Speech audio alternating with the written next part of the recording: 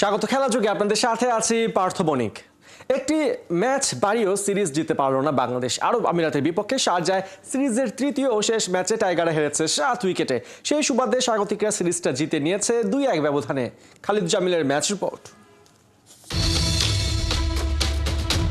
পারভেজ ইমনের চলতি কপাল মানুষের জীবনের মতো। আরব আমিরাতের বিপক্ষে প্রথম ম্যাচে সেঞ্চুরি, পরের ম্যাচ আসতেই ইনজুরিতে কুপোকাত। তারপর 3 নম্বর ম্যাচে ফিরলেন, আবার বলা যায় ফিরতে পারলেন না, কারণ প্রথম বলেই নিজের উইকেটটা খুইয়ে বসেছেন ইমন। টস হেরে প্রথমে ব্যাট করতে নামা বাংলাদেশের আরেক প্রান্তে অবশ্য ইনফর্ম তানজিদ হাসান তামিম। তার এক একটা ছক্কা যেভাবে বাউন্ডারির ওপাশে আছড়ে পড়ছিল, তাতে বাংলাদেশের মধ্যে তোদের দেখিয়ে দেব অ্যাটিটিউড চলে আসতেই পারত, কিন্তু বিধিবাম। একটা করে ছক্কা আর 4 মেরে লিটন দাস বিদায় নিলেন ব্যক্তিগত 14 রানে। ক্যাপ্টেনের কপালে চিন্তার ভাঁজ, এবারও যে পরে বোলিং করতে হবে তাদের। আছে ডিউ ফ্যাক্টরের চোখ রাঙানি, ইনিংসটা একটু বড় আর টোটাল স্কোর একটু বেশি না হলেই যে নয়, আগের ম্যাচেই 205 করেও যে হেরেছে টাইগাররা।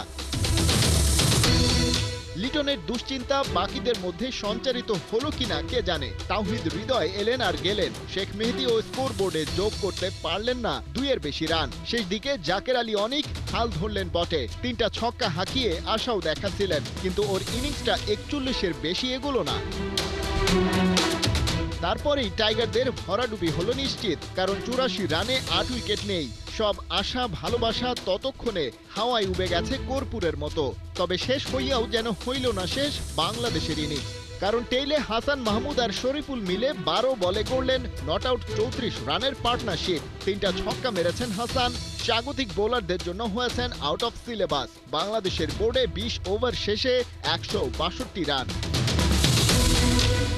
আগের দিনের তুলনায় টার্গেট মামুলি, 9 রানে ওদের ক্যাপ্টেন মোহাম্মদ ওয়াসিমকে ফেরান শরীফুল। তারপর যেন শুরু হয় ইউএই ব্যাটারদের এক নাগাড়ে তাণ্ডব।